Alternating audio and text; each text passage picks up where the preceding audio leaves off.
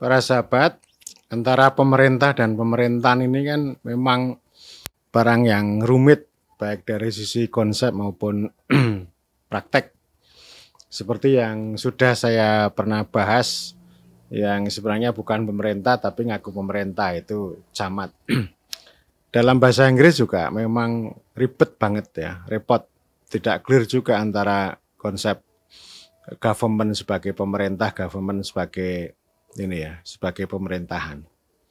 Secara etimologi, pemerintahan itu kan berarti hal ehwal pemerintah, hal ehwal perintah. Tetapi dalam gagasan, dalam praktek pemerintahan ya belum tentu pemerintah. Kecamatan itu pemerintahan, tapi dia tidak bisa disebut sebagai pemerintah. Memang ini soal ini ya. Kalau pemerintahan itu kan secara keseluruhan. Kalau definisi di dalam buku-buku lama maupun di Google itu, pemerintahan itu bicara soal aktivitas, soal sistem. Artinya pemerintahan dalam arti luas. Kalau pemerintahan dalam arti sempit menunjuk pada organ-organ yang menyelenggarakan pemerintahan. Eksekutif, legislatif itu sering disebut sebagai pemerintah atau sebagai organisasi kekuasaan yang mengatur mengurus pemerintahan. Penyelenggaraan negara, penyelenggaraan daerah, penyelenggaraan desa itu juga bisa disebut sebagai pemerintahan. Tapi pertanyaannya adalah siapa yang memerintah? Who govern gitu ya. Ini pertanyaan who govern, tapi juga ada pertanyaan who rules. Siapa yang menguasai? Siapa yang memerintah? Ini pertanyaan yang paling awal ya. Nanti ada pembahasan lebih lanjut bagaimana memerintah. Jadi ini saya kira kita harus bedakan antara pemerintahan dengan pemerintah. Itu sangat beda. Negara itu bisa saja itu pemerintahan, tapi belum tentu pemerintah. Saya pernah membangun argumen begini, dan ini berdasarkan pada literatur. Pemerintah atau government ini bukan sekedar ini ya, sosok atau jabatan ya, tapi dia mengandung konsep, mengandung gagasan. Pemerintah atau government itu adalah sebuah organisasi kekuasaan yang khas dalam republikanisme, dibentuk oleh republikanisme, untuk membebaskan manusia dari cengkraman absolutisme raja dan etatisme negara. Kalau raja absolut itu kan semuanya menjadi milik raja, mau tanah, mau harta kekayaan, mau manusia, pokoknya semuanya milik raja. Jadi raja itu istilahnya berdaulat penuh. Kedaulatan ada di raja, sehingga ini ada analisis ya, kalau raja itu namanya despot atau despotisme. Despotisme itu artinya ya dia tidak punya hukum. Hukum itu ya mulutnya itu. Tapi dia punya kehendak, punya titah yang memang harus diikuti oleh siapapun gitu. Dan raja biasanya ya di ini ya, dengan cara hegemoni gitu. Ya raja itu titisan Tuhan, ya. Raja memperoleh wahyu dari Tuhan atau sebagai pemimpin wakil Tuhan di bumi untuk memimpin orang banyak. Sehingga ini yang menjadikan dasar untuk legitimasi. Jadi ini bedanya despotisme sama tirani ya. Kalau despotisme itu tidak punya legalitas hukum, tapi punya legitimasi secara terbatas diterima gitu. Tetapi kalau tirani itu legal secara hukum tapi belum punya legitimasi, belum tentu punya legitimasi. Jadi artinya ini sama-sama ya, antara despotisme sama tirani ini sama-sama kekuasaan yang melayani dirinya sendiri. Kalau despot itu pakai politik, tetapi kalau tirani itu pakai hukum ya. Meskipun tirani itu variannya sangat banyak. Orang yang berkuasa dengan keahlian, dengan pengetahuan, itu juga bisa disebut sebagai tirani. Nah ini raja ini. Kemudian yang kedua, muncul negara modern. Negara itu yang disebut dengan state, stato, yang diawali oleh kalimat siapa namanya, Niccolo Machiavelli tentang Stato, lalu diikuti ada Estado, ada State, ada Eta, ada Stat yang di Eropa itu artinya mengubah kekuasaan dari yang personal di tangan raja ke impersonal. Jadi kalau kita bicara soal state, bicara soal negara, itu bicara tentang hukum, birokrasi, administrasi. Jadi yang tadinya itu sangat patrimonial bahwa negara lama itu hanya semacam perluasan rumah tangga raja, tetapi kalau ini legal, formal. Ya, ini Max Weber kan sudah berbicara tentang otoritas, baik itu karismatik, tradisional. Tradisional itu yang raja tadi. Kemudian kalau negara modern yang berpusat pada birokrasi itu disebut sebagai legal rasional. Nah ini ada satu transformasi dari hamba, manusia itu hanya sebagai hamba, lalu ditransformasikan menjadi warga negara. Ini saya kira recall, memanggil kembali pesan yang pernah disampaikan oleh Aristoteles, ya. Jadi artinya Aristoteles itu kan tidak hanya ngomong rakyat ya. Kalau demokrasi kan rakyat nih, tetapi juga harus ngomong warga negara. Jadi warga negara itu sebagai pemilik polis, sebagai pemilik negara. Jadi ini warga negara konsep maknanya dilindungi oleh negara, oleh birokrasi, oleh hukum dengan prinsip-prinsip keadilan. Termasuk warga negara itu punya hak untuk hidup tenang, untuk memiliki harta benda gitu ya. Jadi pribadinya itu diakui gitu ya. Jadi konsep citizenship itu ya artinya setiap individu itu dimuliakan, dianggap sebagai pribadi yang utuh, sebagai pemilik absah atas negara modern itu. Jadi ini lalu maknanya ada negara sama warga negara. Jadi negara itu melakukan sentralisasi kekuasaan hukum di tangannya dan kemudian semuanya serba birokrasi. Semuanya serba hukum, serba birokrasi, oleh karena itu disebut sebagai etatisme.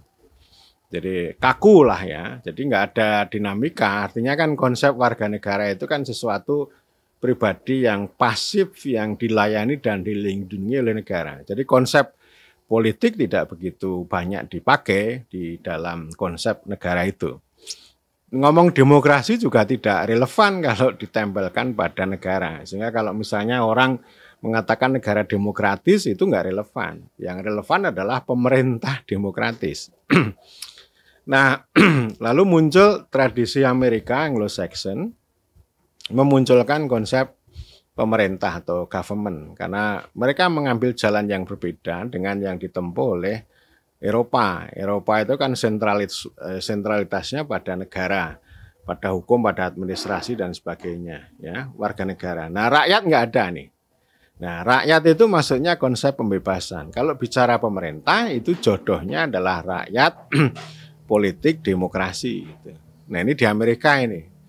Meskipun kemudian dalam perjalanannya Eropa juga mengenal politik, juga mengenal demokrasi. Tetapi negara birokrasi di Eropa itu datang lebih dulu daripada demokrasi, politik, rakyat.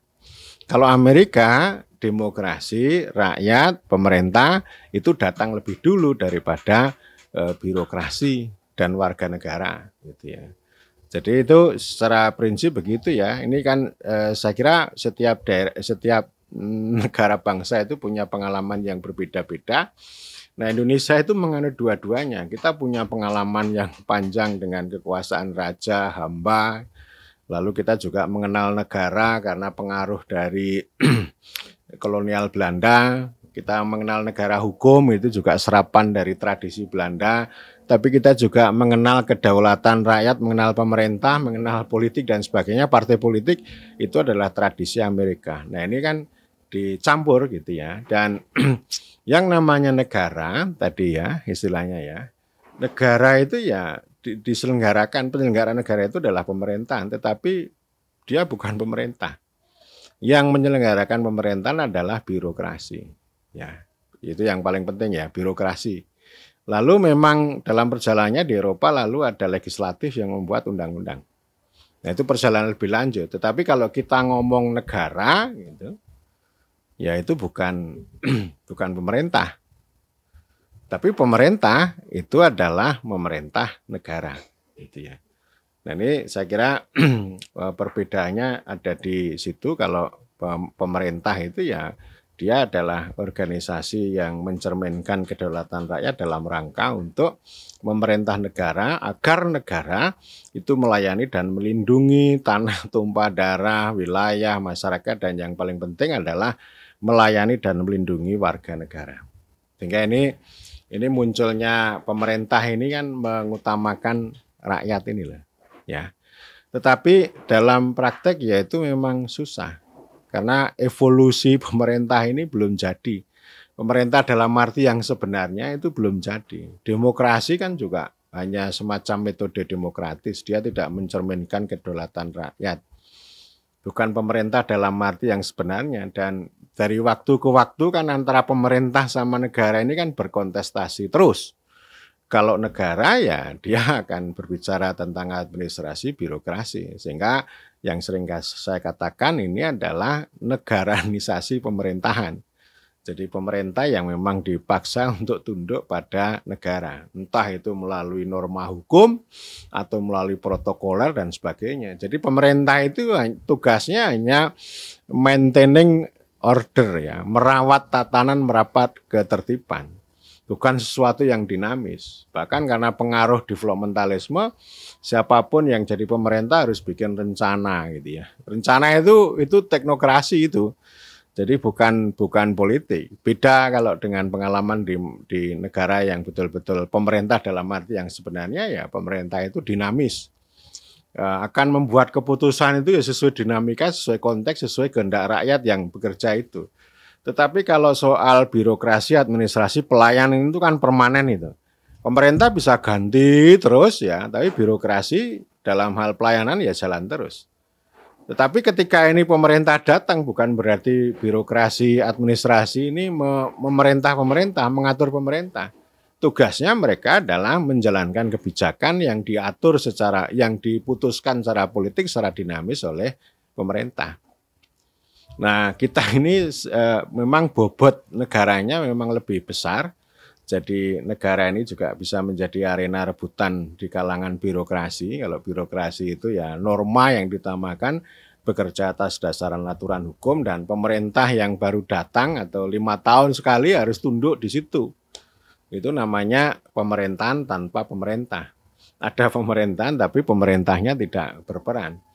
Di zaman baru, teknokrasi yang banyak mewarnai itu. Jadi artinya ini persoalan bagaimana cara memerintah gitu ya. Jadi artinya birokrasi sama teknokrasi sebenarnya dua entitas yang berbeda, dan sebenarnya teknokrasi itu nggak cocok sama birokrasi, tapi teknokrasi para ahli maksudnya itu tidak bisa masuk ke dalam pemerintahan tanpa melalui jalur birokrasi.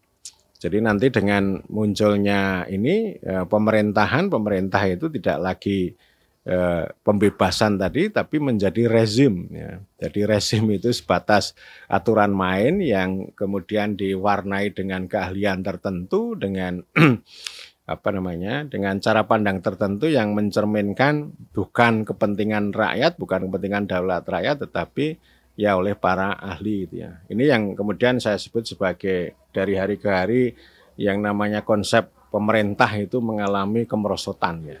Belum pernah menjadi pemerintah dalam arti yang sebenarnya. Yang lama itu harus tunduk pada birokrasi dan negara peraturan. Kalau yang sekarang ini dilobangi oleh teknokrasi atau disebut sebagai negara pengatur. Kalau negara pengatur itu artinya ya pemerintah membuat banyak aturan dalam rangka untuk tadi ya, untuk memfasilitasi kepentingan dunia usaha ya, termasuk juga mengontrol perilaku para usahawan supaya mereka harus tunduk pada lingkungan, harus tunduk pada sertifikasi dan sebagainya. Nah, negara pengatur itu juga begitu banyak proyek. Entah itu proyek digitalisasi, proyek macam-macam lah. Artinya sebenarnya dari hari ke hari yang disebut pemerintah itu semakin jauh dari kedaulatan rakyat.